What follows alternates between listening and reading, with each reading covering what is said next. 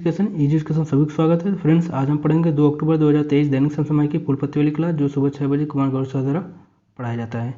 यदि आप कम समय में करंट अफेयर को पढ़ना चाहते हैं तो आप हमारे चैनल से जुड़ सकते हैं। आपको यहाँ पर डेली 2 घंटे की क्लास को मात्र 20 मिनट में कवर कराया जाता है, वो भी ललन टॉप प्रश्नों और स्टैटिक जीके के साथ। तो आइए स्टार्ट करते हैं आज की क्लास। तो देखिए, हमारा पहला सवाल हो जाएगा, 19वें एशियाई खेलों में गोल्फ में रजत पदक जीतने वाली पहली भारतीय महिला गोल्फर कौन बनी। तो देखिए, अभी एशियन गेम कहाँ पर चल रहा है, तो 19 नंबर का एशियन गेम जो चल रहा है होंजू चाइना में, ठीक है। उसमें भारत ने जो कि गोल्फ में पहला गोल्ड जीता है, ठीक है। तो ये अपने आप में इतिहास है। भारत ने अभी तक एशियन गेम में गोल्फ में कोई पदक नहीं जीता था। तो इसमें अदिति अशोक ने, जो एक महत्वपूर्ण खिलाड़ी है गोल्फ की, उन्होंने पहला पदक जीत लिया है। तो इसने कौन सा पदक जीता है, तो इन्होंने जीता है रजत पदक। आपसे पूछे सिल्वर किसने जीता है, तो अदिति। और आपसे पूछ लिया जाए गोल्ड किसने जीता, तो स्वर्ण पदक जीतने वाले हैं यूबेल, जो है कि थाईलैंड के हैं। इसे भी याद रखिए। अब देखिए कुछ महत्वपूर्ण गोल्ड जो भारत ने जीते हैं। इसके अलावा तो men's shot out final gold में किसने गोल्ड जीता है, तजिंदर पाल सिंह ने men's shot put out final में गोल्ड जीता है। पूछे men's 3000 metre steeplechase gold में गोल्ड किसने जीता, तो अविनाश सावले ने जीता। इसे भी याद रखिए। शूटिंग का 7वां गोल्ड जोराबिंग सिंह, क्यान और पृथ्वीराज तीनों ने मिलकर जीता है। तो शूटिंग का 7वां गोल्ड किसने जीता है, तो 3 लोगों ने मिलकर जीता है, जोराबिंग सिंह, क्यान और पृथ्वीराज। इसे भी याद रखिए। अब आपसे पूछा जाए शूटिंग में अब तक कितने पदक जीत चुके हैं, तो टोटल 22 पदक जीत चुके हैं, जिसमें से क्या है 7 गोल्ड है, 9 सिल्वर है, 6 ब्रॉन्ज है। तो आपको याद होना चाहिए, जो हमारे एशियन गेम था, एशियन गेम में सबसे फर्स्ट हम अगर गोल्ड जीते थे तो शूटिंग में ही जीते थे। और शूटिंग में अब तक 22 पदक जीत चुके हैं, जिसमें से 7 गोल्ड, 9 सिल्वर और 6 ब्रॉन्ज है। इसे भी याद रखिए। अब पूछे क्वेस स्केट्स में गोल्ड किसने जीता, तो क्वेस स्केट्स में भी भारत ने गोल्ड जीता। इसे भी याद रखिए। टेनिस मिक्स्ड डबल में गोल्ड रोहन बोपन्ना और ऋतुजा भोसले, इन्होंने टेनिस मिक्स्ड डबल में गोल्ड जीता। इसे भी याद रखिए। और पूछे कि 19वें जो है एशियाई खेलों में पहला गोल्ड किसमें आया था, तो निशानेबाजी में आया था। किसने किसने जीता था, तो रुद्राश, ऐश्वर्य और दिव्यांश ने जीता था। 41 साल बाद गोल्ड घुड़सवारी में आया था। इसे भी याद रखिए। तो आपसे पूछे एग्जाम में क्या पूछे कि रजत पदक जीतने वाली भारतीय महिला जो गोल्फर है कौन है, अदिति अशोक हैं। वे अभी तक एशियन गेम में गोल्फ में पहला हमारा पदक है, वो भी रजत पदक किसने जीता, अदिति अशोक ने, ठीक है। आगे आते हैं। देखिए, हमारा अगला प्रश्न हो जाएगा, हाल ही में शस्त्र रामानुजन पुरस्कार 2023 किसे चुना गया। तो आपसे पूछा जाए शस्त्र रामानुजन पुरस्कार 2023 किसे चुना गया, तो देखिए एक हमारे हैं रूई किसियांग झांग, इनका नाम देख लीजिए, रूई किसियांग झांग, जो कैलिफोर्निया के क्या हैं, कैलिफोर्निया के यूनिवर्सिटी के जो प्रोफेसर हैं, उन्हें दिया गया कौन, शस्त्र रामानुजन पुरस्कार 2023। उसमें पूछा जाए राशि कितनी दी जाती है, तो $10,000 दी जाती है। पुरस्कार की शुरुआत कब की गई थी, 2005 से। 22 दिसंबर को हम राष्ट्रीय गणित दिवस मनाते हैं। क्यों मनाते हैं, क्योंकि उस दिन हमारे गणितज्ञ रामानुजन जी का जन्म हुआ था। उन्हीं के हम जन्म के अवसर पर हम राष्ट्रीय गणित दिवस मनाते हैं 22 दिसंबर को। तो देखिए, इसमें 3-4 सवाल हैं। पूछे कि शस्त्र रामानुजन पुरस्कार किसे मिला, तो रूई किसियांग झांग को, जो कैलिफोर्निया यूनिवर्सिटी के USA के प्रोफेसर हैं। आपसे पूछे इस पुरस्कार की शुरुआत कब हुई थी, 2005 से शुरुआत हुई थी। हम 22 दिसंबर को राष्ट्रीय गणित दिवस मनाते हैं। इसे भी याद रखिए। आगे आते हैं ललन टॉप प्रश्न देख लेते हैं। यदि आपसे पूछे नॉर्मन बोरलॉन्ग फील्ड अवार्ड जो हाल ही में दिया गया किसको दिया गया, तो स्वाति नायक को दिया गया। तो देखिए, नॉर्मन बोरलॉन्ग फील्ड जो अवार्ड है स्वाति नायक को। आप पूछेंगे कि नॉर्मन बोरलॉन्ग कौन थे, इन्हें आपको बताना है कमेंट में। देखिए, 53वां Dada Saheb life time achievement किसे मिला, तो वहीदा रहमान को मिला। इसे भी याद रखिए। रेमन मैग्सेस अवार्ड किसको मिला, डॉक्टर रवि कन्नन को मिला। किसमें, ऑन्कोलॉजी में। कहाँ पर दिया जाता है, फिलीपींस में, ठीक है। इसे भी याद रखिए। देखिए, गणित का नोबेल पुरस्कार जो है किसे दिया गया हाल ही में, तो लुइस कैफरली को, जो अर्जेंटीना के थे, उन्हें दिया गया। तो आपसे पूछा जाए गणित का जो पुरस्कार होता है एबल पुरस्कार, उसको किसको दिया गया है, तो लुइस कैफरली को, जो अर्जेंटीना के निवासी हैं, उन्हें दिया गया। चलिए आगे आते हैं। अब देखिए, अगला प्रश्न हमारा है, प्रतिवर्ष अंतर्राष्ट्रीय अहिंसा दिवस कब मनाया जाता है। देखिए, प्रतिवर्ष आपसे पूछे अंतर्राष्ट्रीय अहिंसा दिवस कब मनाया जाता है, तो 2 अक्टूबर को मनाया जाता है। किसके, गांधी जी के जन्मदिन पर मनाया जाता है। तो 2 अक्टूबर गांधी जी के जन्मदिन पर अंतर्राष्ट्रीय अहिंसा दिवस मनाया जाता है। अब यहाँ पर 2 महापुरुषों की जयंती हुई थी।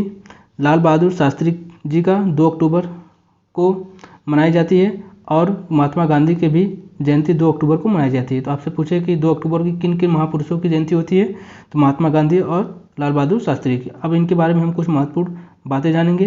तो देखिए, जन्म महात्मा गांधी के बारे में सबसे पहले देखेंगे। तो जन्म 2 अक्टूबर 1969 को पोरबंदर गुजरात में हुआ था। पत्रिका इन्होंने कौन कौन सी लॉन्च की थी, तो नवजीवन, इंडियन ओपिनियन और हरिजन। 3 पत्रिका महत्वपूर्ण हैं जो इनसे पूछता है। तो नवजीवन, इंडियन ओपिनियन और हरिजन इन्होंने पत्रिका जारी की थी। तो अगर पूछे बुक कौन कौन सी थी, तो हिंद स्वराज और सत्य के साथ मेरे प्रयोग, मतलब सत्य के साथ मेरे प्रयोग, हिंद स्वराज इन्होंने पुस्तक लिखी थी, इसे भी याद रखिए। अब पूछे इनका निधन कब हुआ था, निधन 30 जनवरी 1948 को हुआ था। ठीक है। समाधि स्थल पूछे, इनके समाधि स्थल को हम राजघाट के नाम से जानते हैं, इसे भी याद रखिए। अब आते हैं हम लाल बहादुर शास्त्री जी के बारे में देखते हैं। इनका जन्म 2 अक्टूबर 1904 को हुआ था। भारत के सेकंड प्रधानमंत्री भी बने। निधन कब हुआ, तो 1966 के साथ ताशकंद उज्बेकिस्तान की दुर्घटना में इनका जो है कि निधन हुआ। अगर पूछे इन्होंने नारा कौन सा दिया था, जय जवान जय किसान इन्होंने नारा दिया था। समाधि स्थल पूछे तो विजय घाट, तो इनके समाधि का स्थल का नाम विजय घाट और इनके समाधि स्थल का महात्मा गांधी का राजघाट। ठीक है। अब एक प्रश्न हमारा है कि जय जवान जय किसान नारा इन्होंने दिया था, लेकिन इसमें जय विज्ञान जो है कि शब्द किसने जोड़ा था इस नारा में, इसे हमें कमेंट में लिख के बताना है। ठीक है। आगे आते हैं, अगला प्रश्न है, हाल ही में मालदीव के राष्ट्रपति पद पर किसे चुना गया। तो देखिए, मालदीव के राष्ट्रपति हाल ही में चुने गए, तो कौन चुने गए भैया, तो डॉक्टर मोहम्मद मुइज़्ज़ी जो चुने गए, जो एक चीनी समर्थक हैं। वे मालदीव के हाल ही में राष्ट्रपति चुने गए। तो मोहम्मद मुइज़्ज़ी जो हैं कि राष्ट्रपति के मालदीव के राष्ट्रपति चुने गए। मालदीव का आपसे पूछा जाए कहाँ स्थित है, तो हिंद महासागर में स्थित है।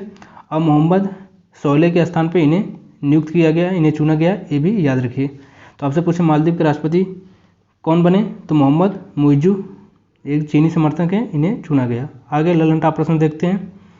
ऑस्ट्रेलिया के अगर पीएम पूछे तो एंथनी एल्बनीज को चुना गया। अर्जेंटीना के राष्ट्रपति अल्बर्ट फर्नांडीज को चुना गया, इसे भी याद रखिए। ब्राज़ील के पीएम लूला डी सिल्वा हैं। कनाडा के पीएम जस्टिन ट्रूडो हैं। इटली के पीएम जॉर्जिया मेलानी हैं। इंडोनेशिया के पीएम जोको विडोडो हैं। चीन के राष्ट्रपति शी जिनपिंग हैं, इन्हें भी याद रखिए। देखिए, ये हाल ही में हुई नियुक्तियाँ जो आपके एग्जाम में पूछे जा सकते हैं, खास करके आपके जो पेट का होने वाला एग्जाम है उसमें तो अवश्य ही पूछे जाएंगे। ठीक है।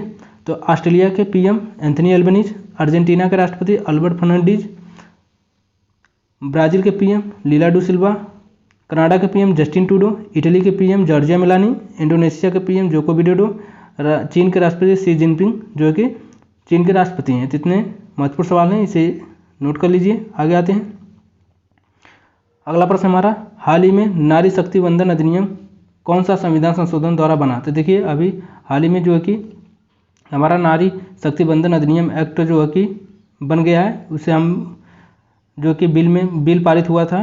तो ठीक है, तो 29 सितंबर 2023 को राष्ट्रपति जी ने इस पर हस्ताक्षर कर दिया, जिससे हमारा 106वां संविधान संशोधन हो गया और ये एक्ट जो है कानून बन गया, जो एक्ट बन गया, ये बिल जो है एक्ट बन गया। तो जब किसी बिल या विधेयक पर राष्ट्रपति के हस्ताक्षर हो जाते हैं, लोकसभा राज्यसभा पास करती है और राष्ट्रपति उस पर हस्ताक्षर कर देते हैं, तो वो हमारा जो बिल है वो एक्ट बन जाता है या अधिनियम बन जाता है।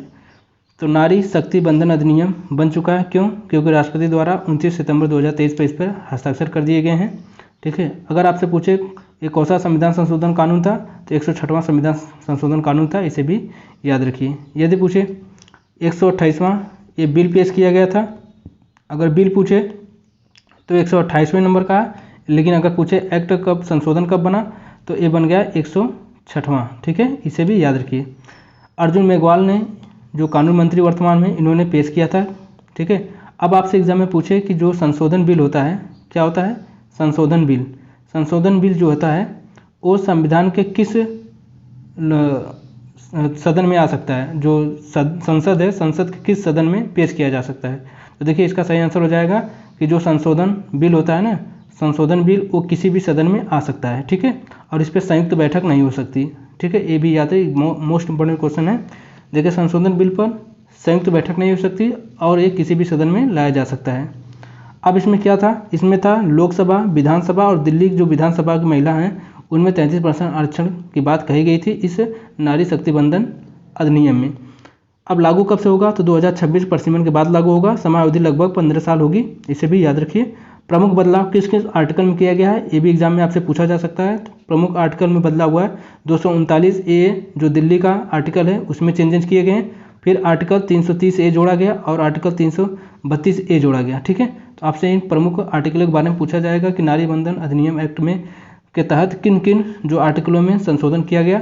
तो आर्टिकल 239 जो दिल्ली से संबंधित है उसमें चेंजेस किए गए और 303A जोड़ा गया और 332 जोड़ा गया। ठीक है, इसे भी याद रखिए। आगे आते हैं ललन टॉप, आगे देखते हैं अगला प्रश्न। हाल ही में आकांक्षी ब्लॉकों में संकल्प सप्ताह कब मनाने की घोषणा की गई। देखिए आकांक्षी ब्लॉकों में संकल्प सप्ताह कब मनाने की घोषणा की गई। देखिए इसको घोषणा करने वाले कौन थे, तो पीएम थे, प्रधानमंत्री मोदी जी। ठीक है, आकांक्षी ब्लॉक कितने हैं, तो 112 हैं। कब से मनाने की शुरुआत की मनाया गया, तो आपसे पूछे तो हो जाएगा 3 से 9 अक्टूबर के बीच इसको मनाया गया। ठीक है, इसकी शुरुआत भारत मंडपम से की गई, किसने किया, प्रधानमंत्री मोदी जी ने, इसे भी याद रखिए। तो आकांक्षी ब्लॉकों की संख्या कितनी है, 112। संकल्प सप्ताह कब मनाने की घोषणा की गई, तो 3 से 9 अक्टूबर के बीच मनाया जाएगा, इसे भी याद रखिए। आते हैं ललन टॉप प्रश्न देख लेते हैं। देखिए विश्व पशु दिवस कब मनाया जाएगा, तो 4 अक्टूबर को मनाया जाता है, इसे याद रखिए। विश्व शिक्षक दिवस 5 अक्टूबर को मनाया जाता है। भारतीय वायुसेना दिवस 8 अक्टूबर को मनाया जाता है। विश्व डाक दिवस 9 अक्टूबर को मनाया जाता है। अंतर्राष्ट्रीय बालिका दिवस 11 अक्टूबर को मनाया जाता है। देखिए अक्टूबर के महत्वपूर्ण दिवस हैं जो एग्जाम में आपसे पूछे जाते हैं। ठीक है, इसे याद रखिए। अंतर्राष्ट्रीय बालिका दिवस मोस्ट इंपॉर्टेंट है, 11 अक्टूबर को मनाए जाते हैं। विश्व शिक्षा दिवस 5 अक्टूबर को, भारतीय वायुसेना 8 अक्टूबर को, विश्व डाक दिवस 9 अक्टूबर को मनाए जाते हैं, इसे भी याद रखिए। आगे ललन टॉप प्रश्न देखते हैं। अगला प्रश्न देखते हैं। हाल ही में राष्ट्रीय औषधि शिक्षा और अनुसंधान संस्थान नाइपर का उद्घाटन कहाँ हुआ। देखिए राष्ट्रीय औषधि शिक्षा और अनुसंधान संस्थान, जिसको हम शॉर्टकट में नाइपर कहते हैं, का उद्घाटन कहाँ हुआ।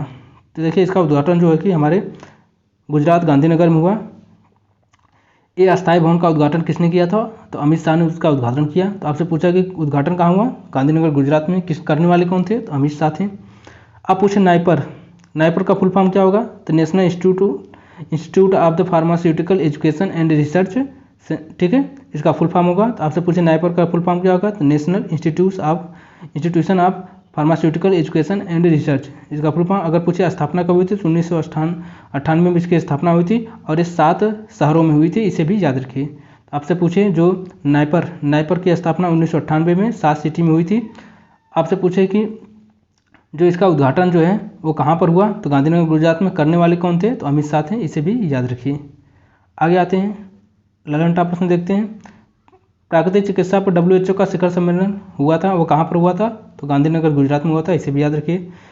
C295 हेलीकॉप्टर निर्माण समझौता टाटा और एयरबेस कंपनी के बीच हुआ था। निर्माण कहाँ पर होगा, बड़ोदरा गुजरात में होगा। ठीक है, इसे भी याद रखिए। तो आपसे पूछे C29 हेलीकॉप्टर निर्माण का समझौता टाटा कंपनी और एयरबेस कंपनी के बीच हुआ था, निर्माण बड़ोदरा में होगा, इसे भी याद रखिए। देश का पहला ऑन साइट प्रतिष्ठित संग्रहालय कहाँ खोला गया, तो तमिलनाडु में खोला गया, इसे भी याद रखिए। तो देश का पहला ऑन साइट प्रतिष्ठित संग्रहालय स्थापित हुआ है तमिलनाडु में, इसे भी याद रखिए। आगे आते हैं अगला प्रश्न देखते हैं। हाल ही में प्रेस ट्रस्ट ऑफ इंडिया का अध्यक्ष किसे चुना गया, तो देखिए press trust of India PTI का जो है कि अध्यक्ष किसे चुना गया, तो इसके अध्यक्ष चुने गए हैं KN शांता कुमार, याद रखिए। PTI के अध्यक्ष KN शांता कुमार चुने गए। अब देखिए PTI का फुल फॉर्म होता है प्रेस ट्रस्ट ऑफ इंडिया। ठीक है, कार्यकाल 1 वर्ष के लिए। ठीक है, स्थापना कब होती है इसकी, तो PTI की स्थापना होती है 1947 में, इसे भी याद रखिए। तो देखिए 2-3 सवाल हैं। PTI की स्थापना आपसे पूछ लिया जाएगा, तो 1947 में। अगर पूछे कौन बने हैं, तो K शांता कुमार जो है PTI के अध्यक्ष बने, इसे भी याद रखिए।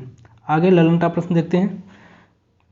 PIB के वर्तमान हेड कौन है, तो अब देखिए हाल ही में जो बने हैं मनीष देसाई बने हैं। ठीक है, PIB का मतलब होता है प्रेस इंफॉर्मेशन ब्यूरो। ठीक है, प्रेस इंफॉर्मेशन ब्यूरो के वर्तमान हेड कौन बने, मनीष देसाई, इसे भी याद रखिए। CBI के महानिदेशक बने कौन है, प्रवीण सूद। देखिए CBI महानिदेशक प्रवीण सूद और बार्ग के हेड जो है कि विवेक भसीन बने हैं। वर्तमान CBC प्रवीण कुमार श्रीवास्तव। देखिए CBC, ठीक है, प्रवीण कुमार श्रीवास्तव हैं, लेकिन CBI के प्रवीण सूद हैं, इसे याद रखिए। ठीक है, और विधि आयोग के 22वें अध्यक्ष कौन बने, तो ऋतुराज अवस्थी बने, इसे भी याद रखिए। तो विधि आयोग के 22वें अध्यक्ष ऋतुराज अवस्थी बने, इसे भी याद रखिए। आगे आते हैं ललन टॉप, अगला प्रश्न देखते हैं। हाल ही में मुख्यमंत्री निर्माण श्रमिक पेंशन सहायता योजना का प्रारंभ कहाँ किया गया। यदि आपसे पूछे हाल ही में मुख्यमंत्री निर्माण श्रमिक पेंशन सहायता योजना कहाँ पर प्रारंभ किया गया, तो इसको आरंभ किया गया छत्तीसगढ़। छत्तीसगढ़ के CM कौन है, तो CM भूपेश बघेल ने इसको स्टार्ट किया। इसमें क्या था, इसका मुख्य उद्देश्य है 60 वर्ष की आयु पूर्ण करने पर आपको 1500 रुपया प्रति माह पेंशन दिया जाएगा और ये केवल 60 वर्षों के लिए दिया जाएगा। यदि आपकी आयु 60 वर्ष हो जाएगी तो जो भी निवासी छत्तीसगढ़ के हैं उनके वर्ष अगर 60 वर्ष हो जाती है तो उसके बाद उनको 10 वर्षों के लिए ये 1500 रुपया प्रति माह दिया जाएगा। उसी का नाम रखा गया है मुख्यमंत्री निर्माण श्रमिक पेंशन योजना। ठीक है, इसे भी याद रखिए। आगे करंट प्रश्न देखते हैं। गोधन न्याय योजना छत्तीसगढ़ स्थापना 1 नवंबर 2000। छत्तीसगढ़ की स्थापना पूछे, यह स्थापना 1 नवंबर 2000 को हुई थी। गोधन न्याय योजना छत्तीसगढ़ ने लॉन्च की। इसका मतलब ये क्या है कि अब यदि गोबर सरकार किसानों से खरीदेगी और उसका वर्मी कंपोस्ट कर करके फिर किसानों को उसको बेच देगी। ठीक है, तो ये हो गया गोधन न्याय योजना। ठीक है, आगे प्राणवायु देवता पेंशन किसने लॉन्च किया, तो हरियाणा ने लॉन्च किया। इसे याद करिए, प्राणवायु देवता पेंशन। देखिए इसको याद करने की सबसे ट्रिक है हरियाणा। देखिए हरियाणा से हो जाएगा हरियाली। ठीक है, हरियाली मतलब पेड़ पौधों से होती है और वो हमें क्या देते हैं, ऑक्सीजन देते हैं, जिसको हम प्राणवायु देवता कहते हैं। तो प्राणवायु देवता पेड़ों से मिलता है हमें और पेड़ों के से क्या आती है, हरियाली, तो हरियाणा से हो जाएगा। इसे आपको याद रखना होगा आसानी से। प्राणवायु देवता पेंशन योजना हरियाणा ने लॉन्च किया, इसे भी याद रखिए। पूछे विश्वकर्मा योजना शिल्पकारों कामगारों के लिए 17 सितंबर को प्रारंभ किया गया प्रधानमंत्री मोदी जी द्वारा। इसे भी याद रखिए। विश्वकर्मा योजना जो कि पारंपरिक शिल्पकारों और कामगारों के लिए स्टार्ट किया गया है।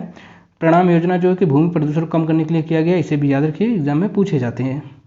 अगले प्रश्न हमारे हैं, अंतर्राष्ट्रीय T20 मैच में 300 रनों का आंकड़ा पार करने वाली दुनिया की पहली क्रिकेट टीम कौन होगी। भाई साहब, जो क्रिकेट में जो है कि पहली ऐसी टीम बनी है जो उसने T20 में क्या है, नेपाल T20 में जो मतलब 20 ओवर और 120 गेंदों में 120 गेंदों में उन्होंने 300 प्लस रन का स्कोर किया। इसे भी याद रखिए।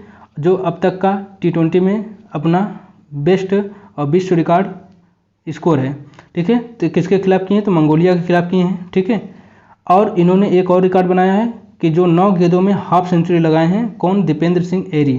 तो ठीक है, इसमें एक तो रिकॉर्ड बना है 300 प्लस रन बनाने का, कितने, 120 गेंदों में। 120 गेंदों में 300 प्लस रन बनाने का, और एक रिकॉर्ड बना कि 9 गेंदों में हाफ सेंचुरी लगा दिए दीपेंद्र सिंह एरी ने, और एक रिकॉर्ड बन गया 34 गेंदों में शतक लगा दिए।